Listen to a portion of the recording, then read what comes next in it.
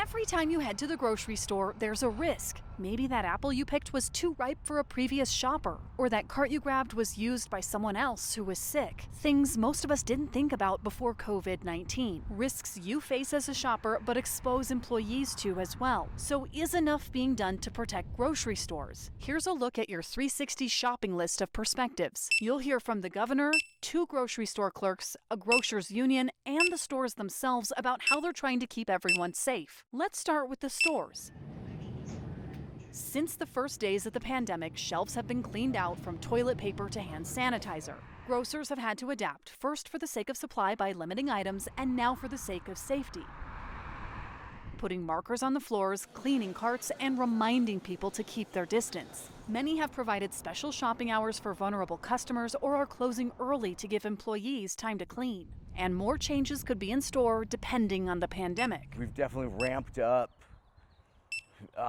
cleaning processes. Michael Pellercells has been a King Soopers employee for 9 years. I work the self-checkout a lot, and I mean, it's definitely a little bit more difficult just because it's a more compact area. With a pregnant partner at home, he's happy with the steps stores have taken to keep employees safe. At each register, they've added it's a plexiglass barrier. But even those safety measures have limits. The barrier only goes about half the length of the register. It definitely may not be perfect, but I mean, I think as this whole thing plays out, I don't think anything's been perfect with it, Some of his coworkers are doing even more, like having people hold up their IDs instead of touching them. And just small things like that still let us do what we need to do, but also provide, a little distance. His message for shoppers is please don't come in if you're sick. And if you're using the self-checkout and need help, give the employees some space to work.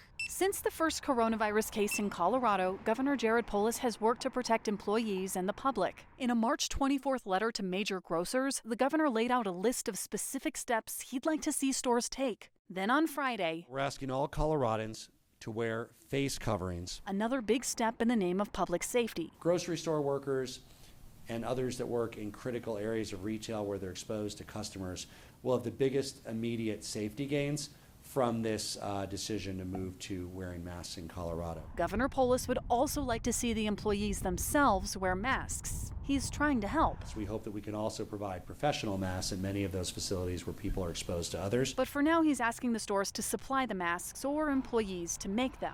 For Kim Cordova, the president of the local grocers union UFCW 7, and they just recently are starting to allow the workers to wear gloves and masks.